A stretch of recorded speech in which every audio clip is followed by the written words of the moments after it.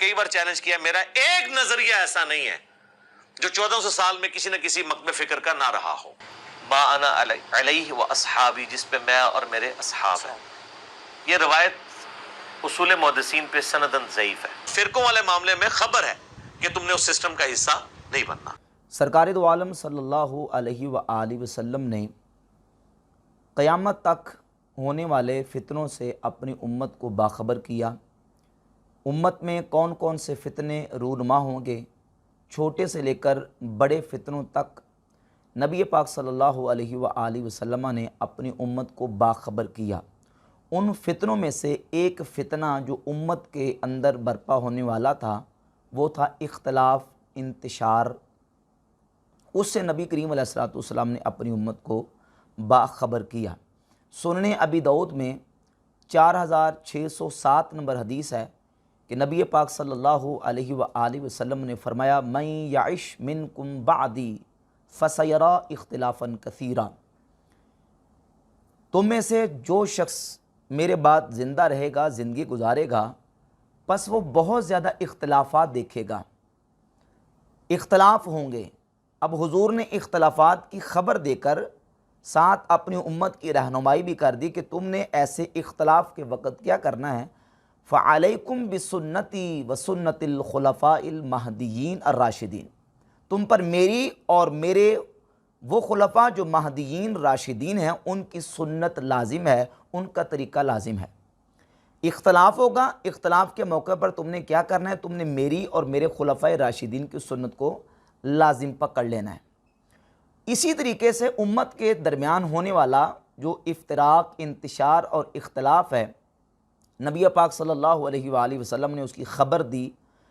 اور صحیح حدیث درجنوں کتب احادیث میں نبی پاک علیہ الصلوۃ والسلام کے 18 صحابہ اکرام رضی اللہ تعالی عنہم سے مروی ہے، جن میں سے بالخصوص جو معروف روایات ہیں کتب احادیث پہ ملتی ہیں جن صحابہ اکرام رضی اللہ تعالی عنہم سے، ان میں سے سیدنا امیر معاویہ رضی اللہ تعالی عنہ سے، حضرت عوف بن مالک سے، سعد بن ابی وقاص، عمر ابن عوف المزنی رضی اللہ تعالیٰ عنہ سے، ابو امامہ الباہلی، حضرت انس ابن مالک، سیدنا ابو ہریرہ رضی اللہ تعالیٰ عنہم اور دیگر حضرت عبداللہ بن عمر رضی اللہ تعالیٰ عنہم. ان صحابہ کرام سے کتب احادیث میں روایات اور احادیث موجود ہیں.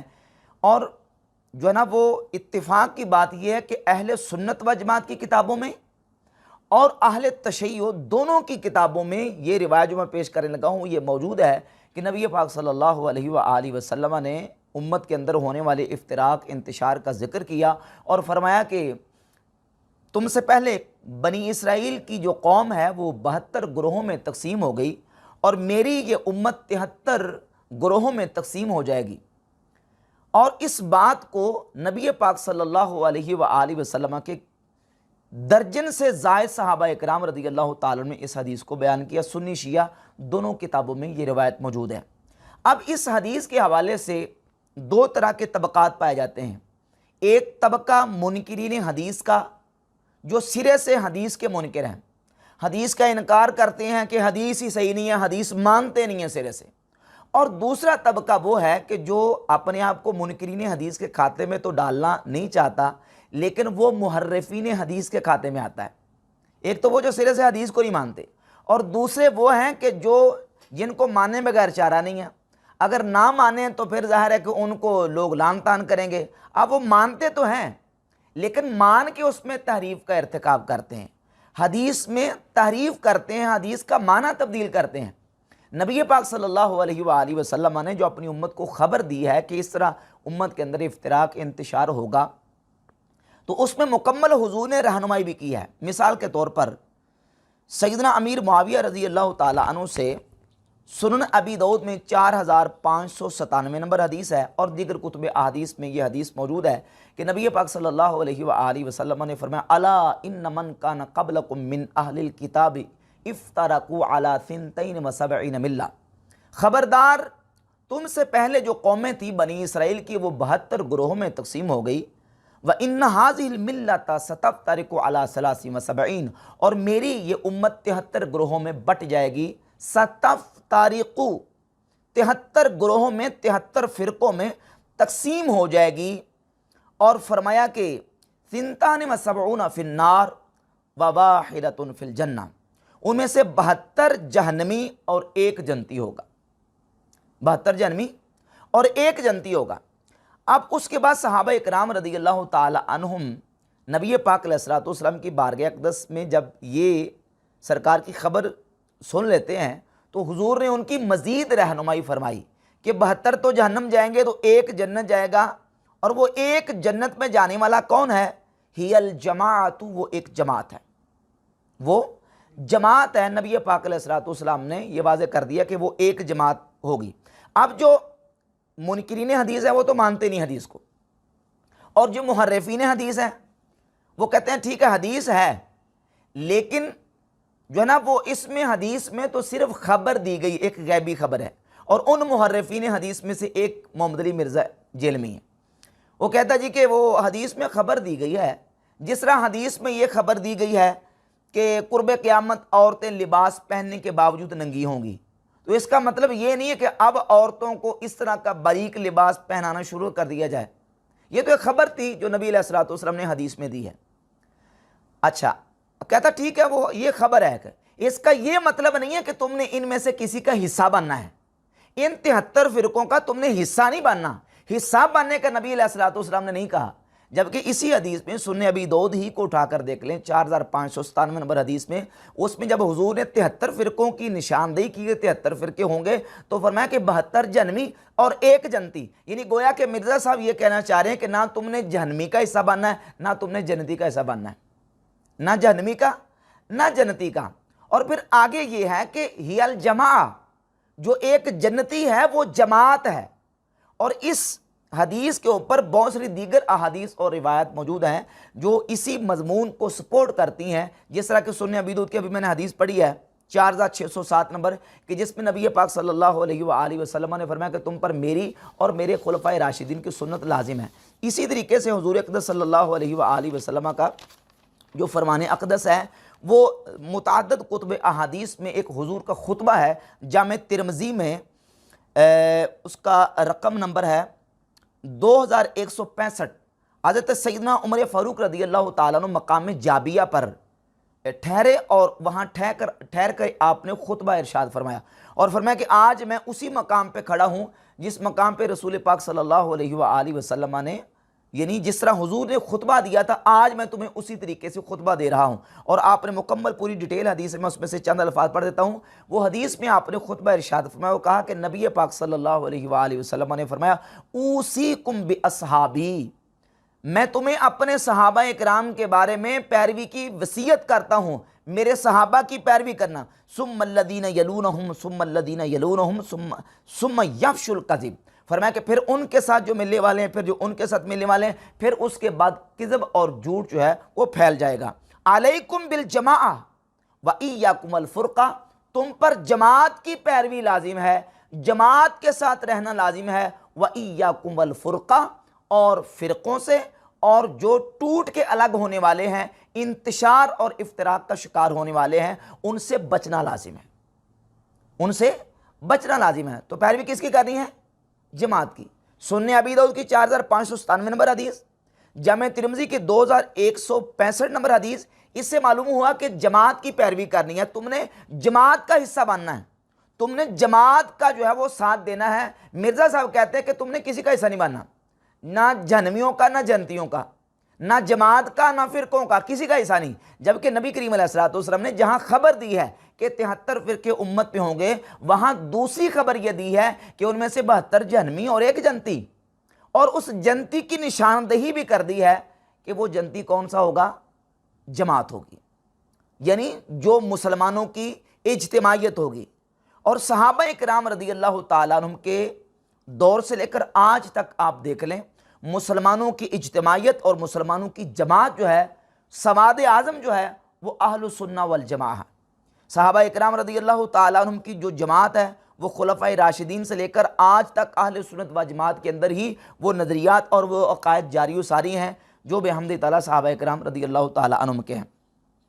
اس کے ساتھ امام ترمذی رحمۃ اللہ علیہ نے جامع ترمذی میں پورا باب قائم کیا ہے، 2165 نمبر حدیث کے اوپر ما جاء فی لزوم الجماع، جماعت کو لازم پکڑنے کا بیان، اور پھر قرآن مجید کی آیات اور دیگر احادیث طیبات بھی اس کو سپورٹ کرتی ہیں کہ جو جماعت ہے صحابہ کرام کی، اس کے ساتھ اس کے دامن کے ساتھ وابستگی ضروری ہے۔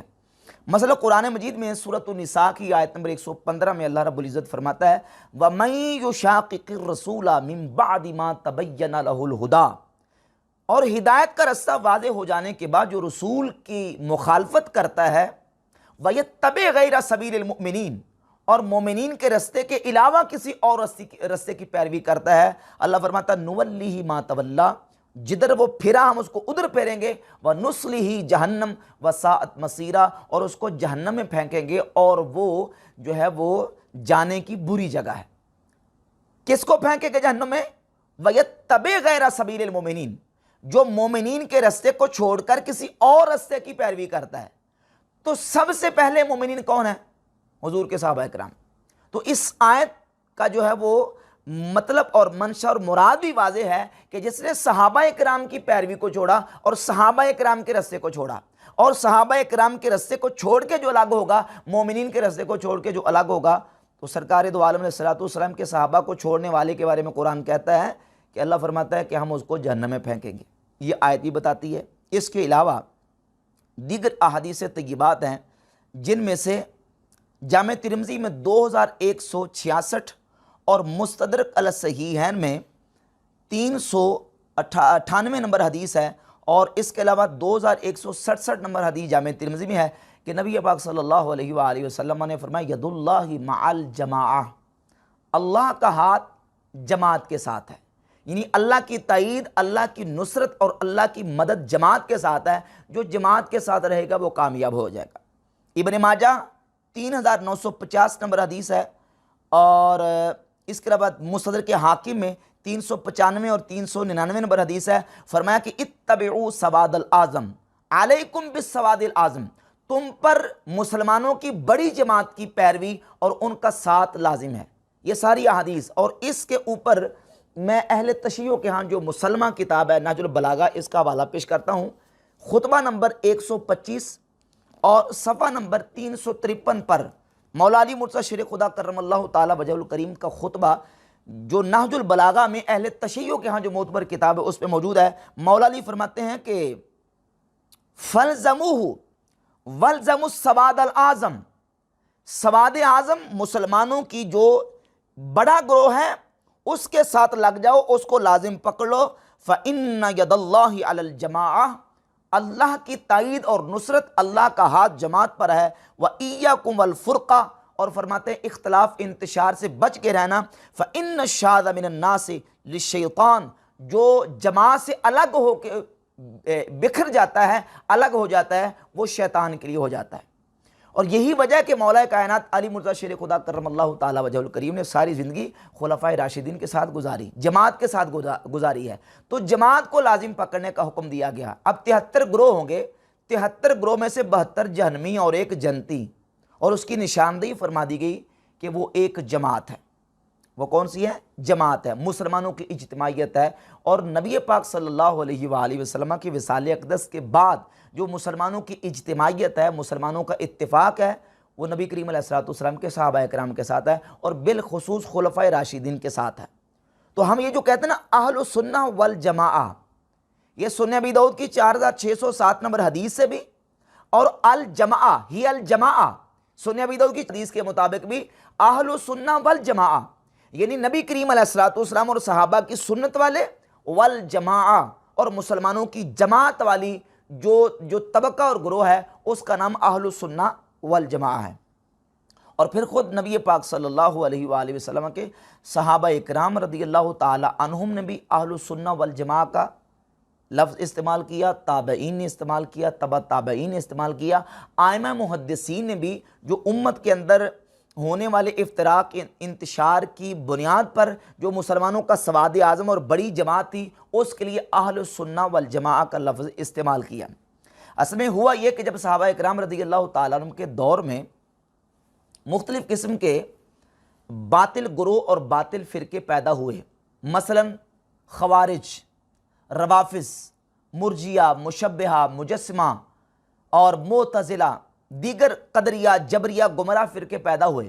کسی نے عذاب قبر کا انکار کر دیا، کسی نے شفاعت انبیاء کا انکار کیا، کسی نے کرامات اولیاء کا انکار کیا، کسی نے کہا کہ قرآن اللہ کی مخلوق ہے، کسی نے جو ہے وہ عذاب قبر کے ساتھ ساتھ جو ہے نا وہ دیگر گمراہ فرقوں نے گمراہیاں اختیار کی۔ مثلا مجسمہ نے اللہ رب العزت کو مجسمہ قرار دیا، نعوذ باللہ تعالیٰ۔ قدریہ نے تقدیر کا انکار کیا، جبریہ نے انسان کو مجبور محض مانا۔ تو جب یہ اس طرح کے گمراہ فرقے نکلے، ان سب کو جب پوچھا گیا کہ تم کون ہو، تو وہ آج بھی اس طرح کے گمراہ فرقے وہ کہتے ہیں مسلم ہیں۔ اب اپنے آپ کو اس طرح کے گمراہ فرقے بھی مسلمان کہتے تھے۔ تو اس افتراق اور انتشار اور اس گمراہی کے نکلنے کے بعد مسلمانوں نے اور صحابہ اکرام سے لے کر تابعین پر ائمہ مجتہدین اور دیگر امت کے اکابرین نے جو لفظ مسلمانوں کی بڑی جماعت اور سواد اعظم کے لیے استعمال کیا وہ ہے اہل السنہ والجماعہ۔ یہ امام ابن ابی حاتم المتوفیٰ 327 ہجری ان کی کتاب ہے تفسیر ابن ابی حاتم۔ اس میں سورہ آل عمران کی آیت کی تفسیر میں حبر الامہ مفسر قرآن سیدنا عبداللہ ابن عباس رضی اللہ تعالیٰ عنہ سے اس آیت کی تفسیر میں منقول ہے، جس آیت میں اللہ رب العزت فرماتا ہے یوم تبیض وجوہ وتسود وجوہ، کہ جس دن قیامت کے کچھ لوگوں کے چہرے روشن ہوں گے، چمکتے ہوں گے، اور کچھ کے چہرے سیاہ ہوں گے۔ تبیض وجوہ، اس آیت یوم تبیض وجوہ اس آیت کی تفسیر بیان کرتے عبداللہ ابن عباس فرماتے ہیں تبیض وجوہ اہل سنت والجماعہ، فرماتے ہیں قیامت کے دن جن لوگوں کے چہرے چمکتے ہوں گے وہ اہل سنہ والجماعہ ہوں گے۔ اور اس کے علاوہ دیگر تابعین تبع تابعین سے بھی یہی منقول ہے کہ وہ مسلمانوں کی عظیم جماعت اور سواد اعظم کے لیے اہل سنہ والجماعہ کا لفظ استعمال کرتے تھے۔ مثال کے طور پر صحیح مسلم میں امام مسلم نے مقدمہ صحیح مسلم میں 27 نمبر روایت ذکر کیا۔ امام محمد بن سیرین تابعی رحمۃ اللہ علیہ، بہت بڑے جلیل القدر تابعی ہیں اور درجنوں صحابہ اکرام کے شاگرد ہیں۔ وہ بیان فرماتے ہیں کہ لما وقعت الفتنہ، جب فتنہ واقع ہوا، مراد یعنی گمراہ لوگ پیدا ہونے شروع ہو گئے، گمراہ فرقے نکلنے شروع ہو گئے، تو سب پہلے جب کوئی بندہ حدیث بیان کرتا تھا تو ہم پوچھتے نہیں تھے کہ حدیث کس نے بیان کی ہے۔ جب گمراہ فرقے نکلنے شروع ہو گئے اور فتنہ واقع ہو گیا، قالوا سموا لنا رجالکم، تو پھر کہا گیا کہ یہ بتاؤ کہ تمہیں حدیث کس نے بیان کی ہے، حدیث بیان کرنے والے کا ذکر کرو۔ فَيُنظَرُ إِلَىٰ أَهْلِ السُّنَّةِ فَيُؤْخَذُ حَدِيثُهُمْ، دیکھا جاتا کہ بیان کرنے والا اہل سنت ہے، فَيُؤْخَذُ حَدِيثُهُمْ، تو اس کی حدیث کو لے لیا جاتا، اور اگر وہ اہل سنت نہیں ہوتا تھا تو اس کی حدیث کو قبول نہیں کیا جاتا تھا۔ اب یہاں غور کریں، یہ صحیح مسلم پڑھ رہا ہوں، مسلم شریف مقدمہ صحیح مسلم کی روایت نمبر 27 ہے، يُنظَرُ إِلَىٰ أَهْلِ السُّنَّةِ، یہ نہیں کہا يُنظَرُ إِلَىٰ أَهْلِ الْكَلِمَةِ کہ جو کلمہ پڑھتا ہوتا اس کی حدیث کو لے لیتے، نہیں کہا جو اہل سنت ہوتا اس کی حدیث کو لے لیتے، کیونکہ کلمہ پڑھنے والے کئی ایسے تھے جو کئی گمراہیاں اختیار کر چکے تھے، جو نعوذ باللہ تعالیٰ کس قدر گمراہی اور بے دینی جو ہے وہ اختیار کر چکے تھے۔ عذاب قبر کے منکر ہو گئے، قرآن کو مخلوق کہنا شروع کر دیا، اور شفاعت انبیاء کا منکر، کرامات اولیاء کا انکار، اور دیگر بڑے بڑے انہوں نے گمراہی والے عقیدے اختیار کی، صحابہ اکرام کو کافر کہنا شروع کر دیا نعوذ باللہ تعالیٰ۔ تو پھر کہتے ہیں يُنظَرُ إِلَىٰ أَهْلِ السُّنَّةِ فَيُؤْخَذُ حَدِيثُهُمْ، دیکھا جاتا کہ بیان کرنے والا اہل سنت ہے تو اس کی حدیث کو لے لیا جاتا۔ اب دیکھیں یہاں یہ نہیں دیکھا جاتا کہ یہ کلمہ پڑھتا ہے، دیکھا یہ جاتا تھا کہ یہ اہل سنہ ہے تو اس کی حدیث کو لیا جاتا، اور اگر اہل سنہ نہ ہوتا تو اس کی حدیث کو قبول نہیں کرتے تھے۔ اسی طرح امام ترمذی رحمۃ اللہ علیہ اپنی کتاب جامع ترمذی میں لکھتے ہیں ہاکذا قول اہل العلم من اہل السنہ، ایسے ہی یہ قول ہے اہل علم کا اہل سنت و جماعت میں سے۔ تو اہل سنت کا لفظ جو ہے وہ صحابہ اکرام سے لے کر تابعین اور تابعین سے لے کر ائمہ محدثین کے نزدیک بھی استعمال ہوتا رہا۔ اور مرزا جیلمی صاحب جو ہیں وہ یہ بار بار کہتا جی میں تو اپنے آپ کو مسلم کہتا ہوں، اور دھوکہ یہ دیتا ہے، فراڈ یہ کرتا ہے کہ لوگوں کی آنکھوں میں دھول جھونکنے کے لیے اس نے اپنی ویب سائٹ کا نام رکھا ہے اہل سنت پاک.com۔ یہ کیوں نہیں رکھا کہ اہل اسلام پاک.com؟ اور پھر اس کے جو ریسرچ پیپر ہیں ان ریسرچ پیپر کو آپ اٹھا کر دیکھ لیں. یہ دیکھیں اس کے ریسرچ پیپر میں نیچے آخر میں لکھا ہوتا ہے کہ نوجوانان اہل سنت اسلام آباد. نوجوانان اہل سنت لکھتے ہو تو نوجوانان اسلام کیوں نہیں؟ ایک تو اہل سنت کا نام استعمال کرتا ہے اور پھر جو ہے نا وہ عقائد و نظریات جو ہیں وہ بیگانوں والے لوگوں کے سامنے اس کو پروموٹ کرتا ہے. اور پھر بات یہ ہے کہ اہل سنت یہ صدیوں سے ہمیشہ سے یہ عقیدہ اور یہ مسلک اور اللہ کے فضل و کرم سے یہ عقیدہ جماعت کا چلا آ رہا ہے صحابہ کرام سے لے کر. اور اب یہ دیکھیں کہ پلیٹ فارم ہمارا اہل سنت کا استعمال کر رہا ہے. یہ جو کتابیں ہیں صحیح بخاری، صحیح مسلم، جامع ترمذی، سنن ابی داؤد، سنن ابن ماجہ، یہ اہل سنت کی کتابیں ہیں. اور اہل تشیع کی کتابیں اصول کافی، فروع کافی، الاستبصار، تہذیب الاحکام، من لا یعذر الفقیہ، یہ کتابیں ہیں. اگر یہ کہتا ہے کہ میں صرف مسلم ہوں تو سوال یہ پیدا ہوتا ہے کہ اگر صرف مسلم ہو تو قرآن کے بعد پھر تم کن کتابوں سے حوالے پیش کرتے ہو؟ کن کتابوں کو فالو کرتے ہو؟ جن کتابوں کے نام لیتے ہو یہ تو کتابیں اہل سنت کی ہیں. اگر صرف مسلم کہتے ہو تو پھر تو یہ ہے کہ جتنے فرقے ہیں ان تمام فرقوں کی کتابیں تمہیں فالو کرنی چاہیے. یہ کتابیں اہل تشیع کی، کیونکہ اہل تشیع ہماری کتابوں کو، اہل سنت کی کتابوں کو نہیں مانتے اور اہل سنت اہل تشیع کی کتابوں کو نہیں مانتے. تو اگر اپنے آپ کو صرف مسلم کہتے ہو، سنی شیعہ سے تمہارا کوئی تعلق نہیں ہے، لینا دینا نہیں ہے، تو پھر اہل سنت کی کتابیں استعمال کیوں کرتے ہو؟ پھر تو تمہیں دونوں کی کتابیں استعمال کرنی چاہیے. تو اس کا نتیجہ یہ نکلتا ہے کہ یہ صرف لوگوں کی آنکھوں میں دھول جھونکنے کے لیے صرف فراڈ اور دجل کرتا ہے. اور جہاں تک اس حدیث کا تعلق 73 فرقوں والی حدیث کا، اس میں بھی اس نے جس انداز سے تعریف اور دجل کا ارتکاب کیا ہے وہ آپ کے سامنے. نبی پاک صلی اللہ علیہ وآلہ وسلم کے 18 کے قریب صحابہ کرام رضی اللہ تعالیٰ عنہم نے اس حدیث کو بیان کیا، جن میں سے میں نے آپ کے سامنے کچھ نام پیش کیے. سیدنا امیر معاویہ رضی اللہ تعالیٰ عنہ سے جو مروی حدیث ہے 73 فرقوں کے حوالے سے، وہ سنن ابی داؤد حدیث ہے. عبداللہ بن عمر رضی اللہ تعالیٰ عنہ سے جو حدیث ہے وہ جامع ترمذی میں 2641 نمبر حدیث ہے. اس کے علاوہ اشریہ امام آجوری کی، اس میں حدیث نمبر 23 اور 24 موجود ہے. شرح اصول اعتقاد اہل سنہ امام ہبۃ اللہ لالکائی کی، اس میں حدیث نمبر 146 اور 147 موجود ہے. الابانہ امام ابن بطہ کی، اس میں بھی یہ روایت جو ہے وہ موجود ہے. اس کے علاوہ سیدنا سعد بن ابی وقاص رضی اللہ تعالیٰ سے مسند بزار میں روایت نمبر 119 موجود ہے. اور حضرت عمر بن عوف سے اور دیگر صحابہ کرام میں سے سیدنا انس بن مالک رضی اللہ تعالیٰ عنہ سے، حضرت انس بن مالک سے ابن ماجہ میں 3993 نمبر حدیث ہے. اور امام ابن ابی العاصم کی کتاب السنہ کے اندر 64 نمبر روایت سیدنا انس بن مالک سے موجود ہے دیگر کتابوں میں. اس کے علاوہ امام سیدنا ابو امامہ الباہلی صحابی رسول رضی اللہ تعالیٰ عنہ سے مصنف ابن ابی شیبہ جلد نمبر 21 صفحہ نمبر 429 اور روایت کا نمبر ہے 39047، یہ ابن ابی شیبہ میں موجود ہے. السنن الکبریٰ للبیہقی جلد 8 صفحہ نمبر 188 پر، اور السنہ امام ابن ابی العاصم کی کتاب میں روایت نمبر جناب 68 سیدنا ابو امامہ الباہلی رضی اللہ تعالیٰ عنہ سے موجود ہے.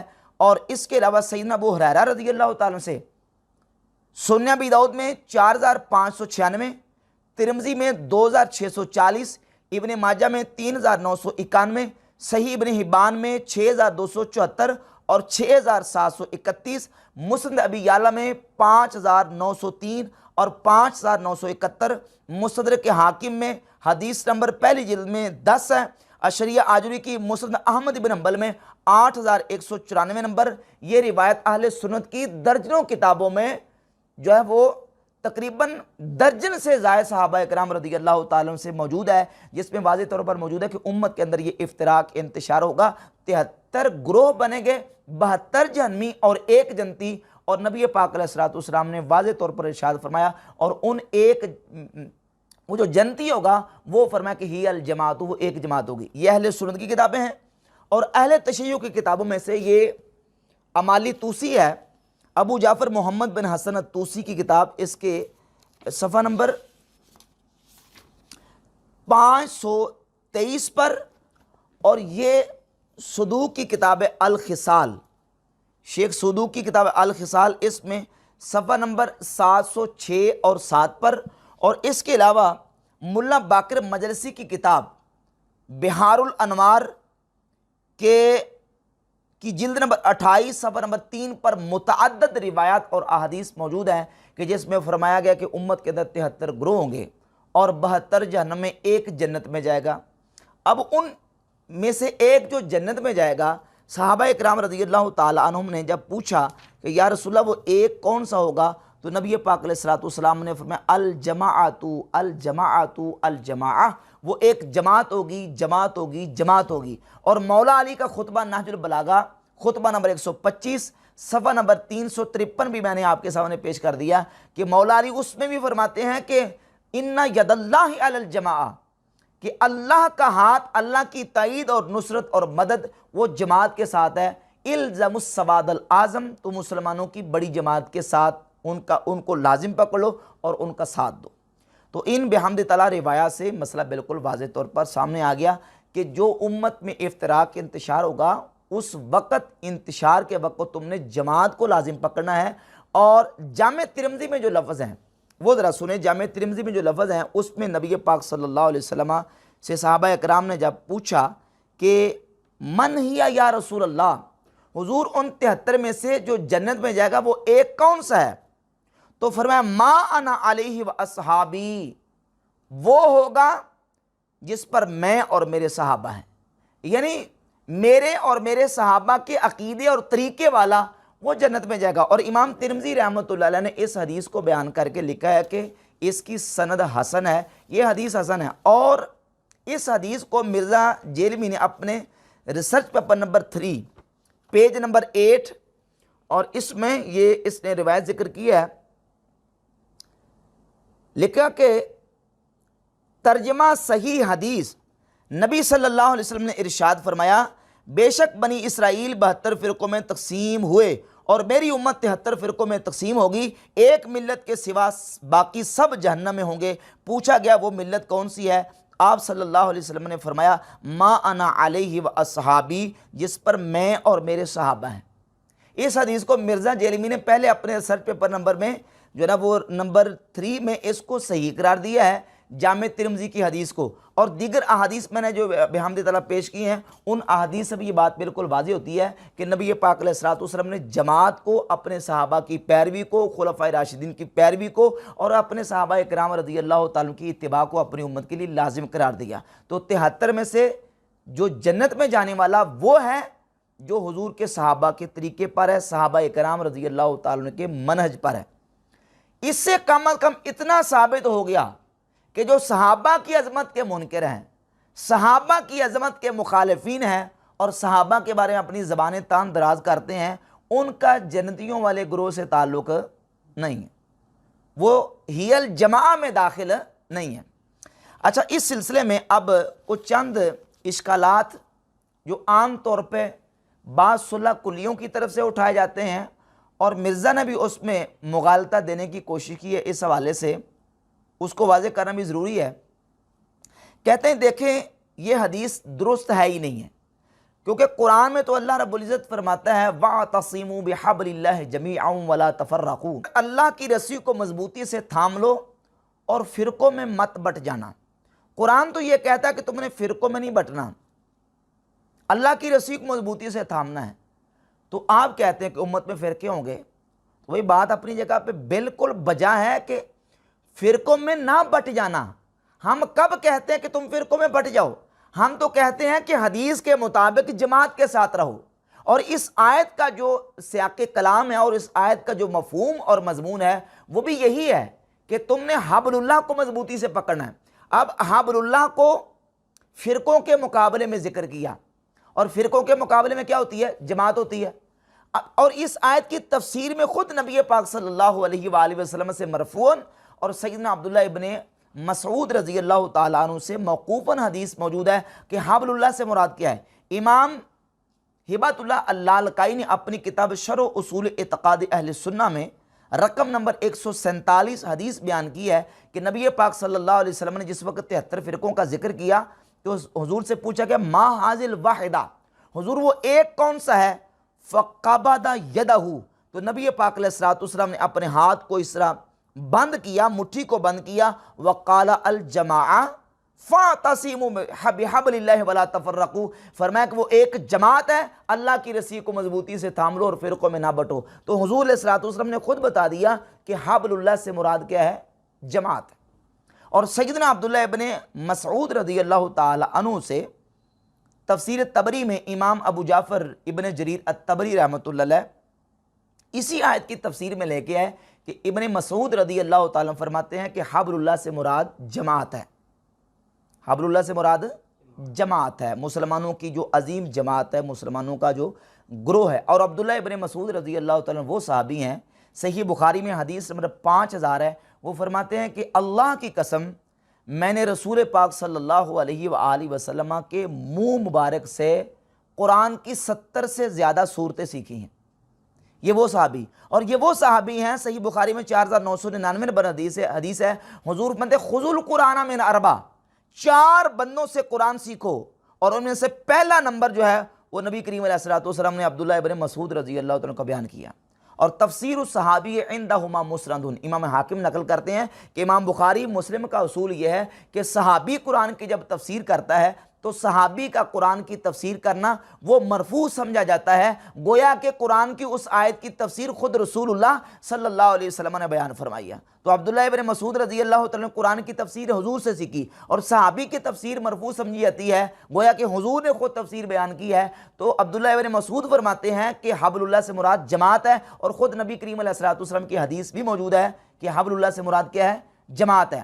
حبل اللہ سے مراد قرآن بھی ہے، بعض احادیث میں بالکل ٹھیک ہے، قرآن مراد لیں، جماعت مراد لیں، کیونکہ قرآن کو اگر حبل اللہ سے مراد لیا جائے تو تب بھی قرآن کا وہی مفہوم معتبر اور صحیح مانا جائے گا جو جماعت کے مطابق ہے۔ وہ اس لیے کہ اول بدعۃ حدثت فی الاسلام بدعۃ الخوارج، یہاں ذرا سمجھیں، تفصیل کے ساتھ میں انشاءاللہ بیان کروں گا کہ اسلام کے اندر جو سب سے پہلا فرقہ نکلا ہے، سب سے پہلی بدعت نکلی ہے، وہ خوارج کا فرقہ اور خوارج کی بدعت ہے۔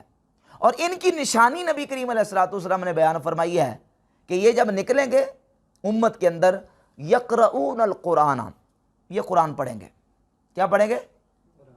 قرآن پڑھیں گے۔ صحیح بخاری میں 6931 32 33 اور صحیح مسلم میں 2449 سے لے کر 70 تک، تقریباً 20 کے قریب احادیث موجود ہیں۔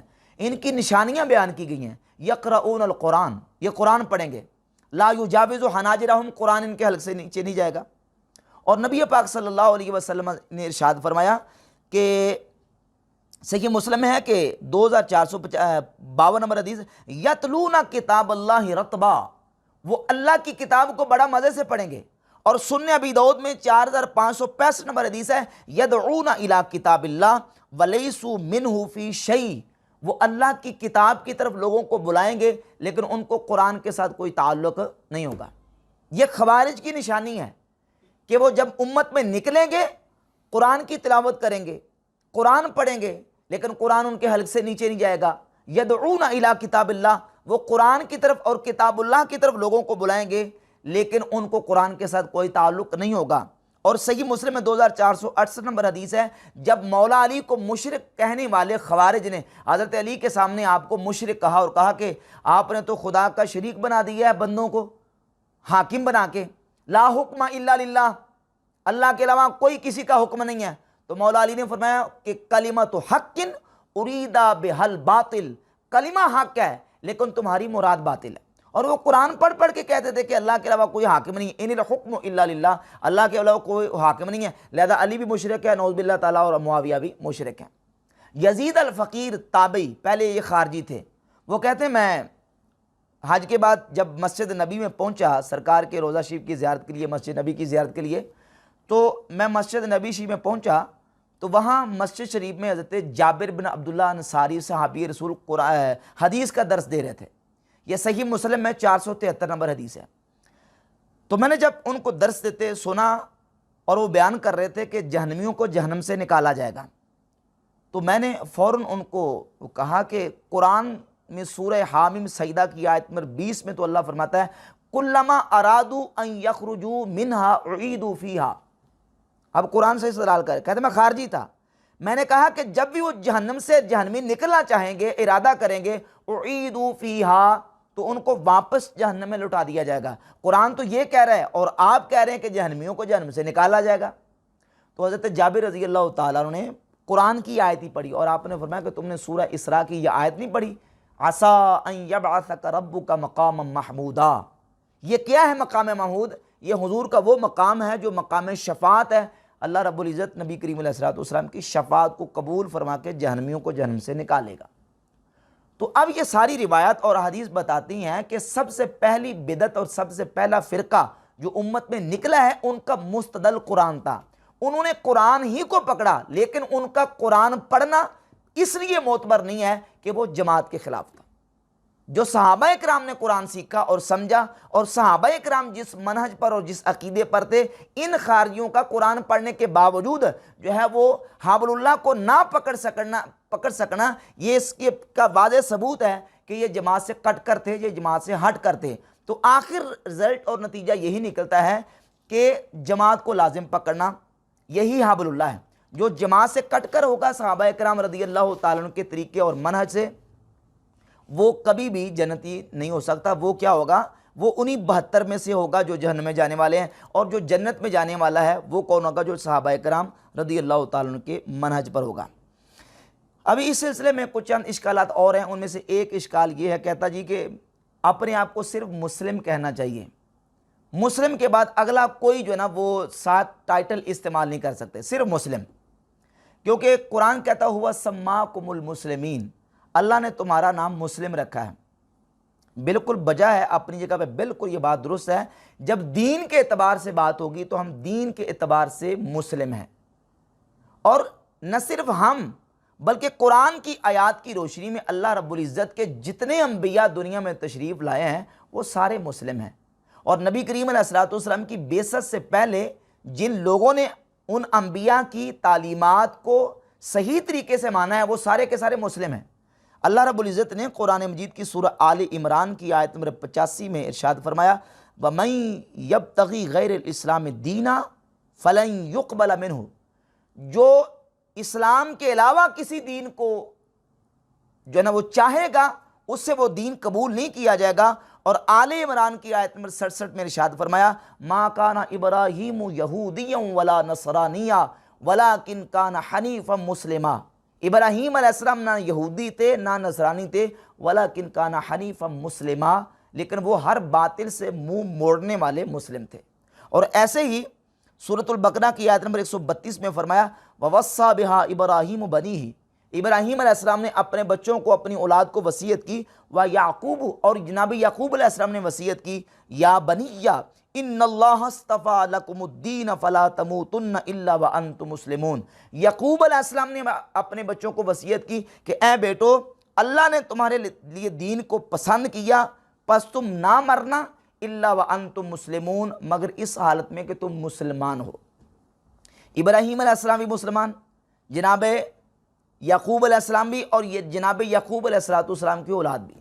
اب سوال یہ پیدا ہوتا ہے کہ پھر سارے انبیاء اور ان کے ماننے والے مسلم ہیں تو ہم کس کیٹیگری میں آئیں گے؟ جب بات آئے گی دین کی تو دین کے اعتبار سے سارے نبی مسلم ہیں۔ جب شریعت کی بات آئے گی تو شریعت کے اعتبار سے وہ قومیں جو موسیٰ علیہ السلام کا کلمہ پڑھنے والی ہیں وہ موسوی ہیں، جو عیسیٰ علیہ السلام کا کلمہ پڑھنے والی ہیں وہ عیسائی ہیں، اور جو نبی کریم صلی اللہ علیہ وآلہ وسلم کا کلمہ پڑھنے والے ہیں وہ کیا ہیں؟ محمدی ہیں۔ شریعت کے اعتبار سے، دین کے اعتبار سے سب مسلم ہیں، اور شریعت کے اعتبار سے موسوی، عیسائی اور محمدی۔ اب اسی طریقے سے جب اگلا درجہ چلے گا کلمہ پڑھنے والوں میں، شریعت محمدی کو ماننے والوں میں جب اختلاف واقع ہو گیا، ایک وہ ہیں جو تقدیر کو مانتے ہیں اور ایک وہ ہیں جو تقدیر کے منکر ہیں، ایک وہ ہیں جو صحابہ اکرام کے منہج پر ہیں اور ایک وہ ہیں جو کہتے ہیں صحابہ اکرام نعوذ باللہ کافر اور منافق تھے، ایک وہ ہیں جو قبر کے عذاب کو مانتے ہیں اور ایک وہ کلمہ پڑھنے والے ہیں جو قبر کے عذاب کے منکر ہیں، ایک وہ ہیں کہ جو قرآن کو اللہ کا کلام مانتے ہیں، دوسرے وہ ہیں کہ جو قرآن کو اللہ کی مخلوق مانتے ہیں، ایک وہ ہیں جو انبیاء کی شفاعت کے قائل ہیں، دوسرے وہ ہیں جو انبیاء کی شفاعت کے منکر ہیں۔ الغرض اس طرح کے بڑے بڑے جب اختلافات پیدا ہوئے تو سارے اپنے آپ کو مسلم کہہ رہے ہیں۔ اب کیسے پتہ چلے کہ صحابہ کے منہج پر چلنے والا اور اسی جماعت اور سواد اعظم کی پیروی کرنے والا کون ہے؟ تو پھر ہمیں یہ ٹائٹل استعمال کرنا پڑے گا اہل السنہ والجماع.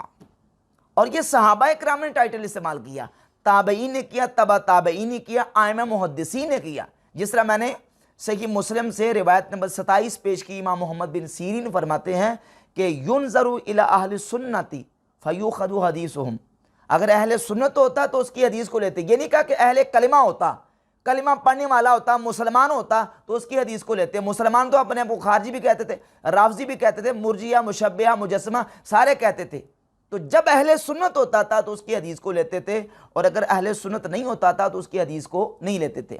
اچھا، جب اختلافات یہ پیش آئے، پیدا ہوئے، تو اس پر پھر ائمہ اسلاف نے، محدثین نے، ہمارے عقائد کے ائمہ نے کتابیں لکھی، اور کتابیں لکھ کے باقاعدہ اہل سنت کے عقائد کو جمع کر دیا. مثال کے طور پر یہ کتاب ہے امام ابو بکر احمد ابن الحسین البہقی المتوفی 458 ہجری، ان کی کتاب الاعتقاد والہدایۃ الی سبیل الرشاد علی مذہب سلف اہل سنت والجماعہ، اہل سنت و جماعت کے عقیدے پر. یہ کتاب امام ہبۃ اللہ اللالکائی المتوفی 418 ہجری کی شرح اصول اعتقاد اہل سنت والجماعہ، اہل سنت و جماعت کے اعتقاد کی شرح. یہ کتاب امام ابو جعفر محمد بن سلامہ الطحاوی کی العقیدۃ الطحاویہ المتوفی 321 ہجری. جب شروع میں لکھتے ہیں تو اس کی ابتدا اور آغاز اس انداز سے وہ فرماتے ہیں کہ اس کتاب کو میں نے عقیدے کے موضوع پر لکھا ہے. فرماتے ہیں کہ ھذا ذکر بیان عقیدت اہل سنت والجماعت علی مذہب فقہاء الملہ. فرماتے ہیں کہ امت اور ملت کے فقہاء اور اہل سنت کے و جماعت کے مذہب پر یہ میں نے عقیدے کی کتاب لکھی ہے، جس کا نام ہے العقیدۃ الطحاویہ. تو ائمہ محدثین اور اکابرین نے یہ جو ٹائٹل اہل السنہ والجماعہ کا اس لیے ذکر کیا، بیان کیا. ایک تو صحابہ کرام سے چلا رہا ہے، اور دوسرا اس لیے کہ تاکہ گمراہ فرقوں سے امتیاز ہو جائے، اور گمراہ فرقوں سے جو ہے نا وہ ہمارا جو ہے نا وہ عقیدہ بالکل واضح ہو جائے کہ یہ عقیدہ اہل سنت و جماعت کا چلا رہا ہے.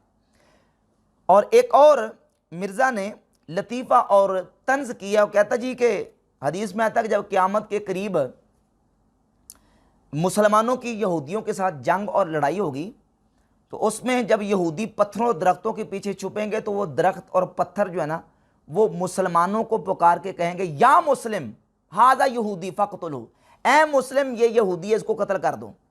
تو یہ جو اپنے لیے دیگر ٹائٹل استعمال کرتے ہیں نا، یہ دائیں بائیں دیکھیں گے، کیونکہ وہ پتھر اور درخت تو آواز دے گا یا مسلم، تو یہ تو اپنے آپ کو مسلمان کہتے ہیں، حالانکہ یہ بہتان ہے. ہم تو اپنے آپ کو بحمد تعالیٰ مسلمان کہتے ہیں. مسلمان کے ساتھ اہل سنت کا ٹائٹل استعمال کرتے ہیں تاکہ باقی گمراہ فرقوں سے امتیاز ہو، باقی جو دلالت اور گمراہی میں گرنے والے فرقے ہیں ان سے امتیاز ہو جائے. اور پھر وہ جو حدیث ہے صحیح بخاری اور صحیح مسلم کی، صحیح بخاری میں 2925 نمبر حدیث میں باقاعدہ لفظ یہ ہیں، صرف یہ لفظ نہیں ہے کہ یا مسلم، بلکہ اس میں لفظ یہ ہے کہ وہ پتھر اور درخت کہے گا یا عبد اللہ، یا عبد اللہ. صحیح مسلم میں اور صحیح بخاری میں اگلی روایت ہے اس میں کہ یا مسلم، اور مسند احمد ابن حنبل میں لفظ یہ کہ یا مؤمن، یا مؤمن، یا عبد اللہ، یا مسلم. اب صحیح بخاری کے مطابق یا عبد اللہ بھی وہ پتھر اور درخت کہے گا، تو جب وہ یا عبد اللہ کہے گا تو پھر مرزا صاحب کس طرف دیکھیں گے؟ کیونکہ تم تو کہتے وہ ٹائٹل صرف مسلم کا، تو وہ درخت اور پتھر تو یا عبد اللہ بھی کہے گا، تو وہ کس کو مخاطب ہوگا؟ اصل میں حدیث جو ہے یہ حدیث بالمعنی ہے، یہ روایت بالمعنی ہے. مطلب اس کا یہ ہے کہ وہ اہل ایمان کو مخاطب ہوگا اور خطاب کرے گا کہ اے اہل ایمان آؤ، یہ یہودی ہے میرے پیچھے چھپا ہوا ہے، اس کو قتل کر دو. بات سمجھ آ رہی نا جی؟ تو یہ جو نا وہ اشکالات مرزا جو ہے وہ پیش کرتا ہے. لہٰذا بحمد تعالیٰ ہمارا اہل سنت و جماعت کا جو عقیدہ ہے وہ صحابہ کرام رضی اللہ تعالیٰ عنہم سے لے کر آج تک جتنے اولیاء اللہ سلف صالحین محدثین ائمہ اور فقہا چلے آ رہے ہیں ان کے مطابق اور بحمد تعالیٰ اسی منہج پر ہمارا عقیدہ ہے. اچھا، اس سلسلے میں ایک اور بات ہی مرزا نے کی اور کہتا ہے کہ میرا کوئی موقف اور عقیدہ ایسا نہیں ہے جو 14 صدیوں میں کسی نہ کسی مکتبہ فکر کا نہ رہا ہو. اصل میں یہ جو ڈنڈی مارتا ہے نا اس کی وجہ یہ ہے کہ اس نے جو نا وہ عقیدے جو نا وہ دائیں بائیں سے لینے ہوتے ہیں. اب اس پہ غور کریں ذرا، میرا کوئی عقیدہ ایسا نہیں ہے، کوئی موقف ایسا نہیں ہے جو 14 صدیوں میں کسی نہ کسی مکتبہ فکر کا نہ رہا ہو، تو بالکل ٹھیک ہے۔ وہ اس لیے کہ مرزا کے بعض عقائد وہ ہیں جو خارجیوں کے ہیں، بعض وہ ہیں جو روافظ کے ہیں۔ مثال کے طور پہ قرآن مجید کی وہ آیتیں جو کافروں اور بتوں کے بارے میں نازل ہوئی ہیں، ان کو اولیاء اللہ اور صالحین اور اللہ کے محبوبوں پر چسپاں کرنا، مسلمانوں پر چسپاں کرنا، یہ خارجیوں کا طریقہ ہے۔ صحیح بخاری میں 6930 نمبر حدیث سے اوپر امام بخاری رحمۃ اللہ علیہ نے تعلیقاً سیدنا عبداللہ ابن عمر رضی اللہ تعالیٰ عنہ سے اس روایت کو بیان کیا۔ سیدنا عبداللہ بن عمر کا موقف یہ ہے کہ کانا یراہم شرار خلق اللہ، کہ عبداللہ بن عمر رضی اللہ تعالیٰ عنہ خارجیوں کو اللہ کی مخلوق میں سے بدترین مخلوق قرار دیتے تھے۔ وہ کہتے تھے کہ انہم انطلقوا الی آیات نزلت فی الکفار فجعلوها علی المسلمین، کہ انہوں نے کافروں پر اتری آیتیں مسلمانوں پر چسپاں کی ہیں۔ تو کافروں پر اتری آیتیں مسلمانوں اور مومنین پر چسپاں کرنا یہ خارجیوں کا طریقہ ہے، اور یہی مرزا کا طریقہ ہے۔ کہتا ہے میرا کوئی عقیدہ نظریہ ایسا نہیں ہے جو 14 صدیوں میں کسی نہ کسی مکتبہ فکر کا نہ رہا ہو، تو یقیناً یہ خارجی مکتبہ فکر کا عقیدہ ہے کہ وہ کافروں پر اتری آیتیں مسلمانوں پر چسپاں کرتے ہیں۔ اور ایک اس کا نظریہ جو رافضیوں والا ہے، صحابہ کرام رضی اللہ تعالیٰ پہ تبرہ کرنا، بنو میاں کی بدماشیاں، بنو میاں کی جناب یہ کارستانیاں، یہ لفظ بول بول کے سیدنا امیر معاویہ، حضرت عمر ابن العاص اور دیگر صحابہ کرام رضی اللہ تعالیٰ پر تبرہ کرنا اور ان پر زبانیں تام دراز کرنا، یہ رافضیوں کا طریقہ ہے۔ اس کے علاوہ اولیاء اللہ کی کرامات کو بیان کر کے طنز کرنا، ان کا انکار کرنا، یہ معتزلہ کا عقیدہ ہے۔ اہل سنت کا عقیدہ کرامات الاولیاء حق، اللہ کے ولیوں کی کرامتیں برحق ہیں، صحابہ کرام کے دور میں بھی اور اس کے بعد بھی اولیاء اللہ کی کرامات جاری و ساری ہیں، اور کرامات اولیاء کا انکار کرنا یہ معتزلہ کا عقیدہ ہے، اور یہ مرزا نے معتزلہ سے لیا ہوا ہے۔ تو مرزا اپنی بات میں اس بات میں بالکل ٹھیک ہے کہ 14 صدیوں میں جتنے گمراہ فرقے گزرے ہیں ان میں سے تھوڑی تھوڑی جراثیم اور عقائد اس نے لے کے جو ہے نا اس کو جمع کیا ہوا ہے۔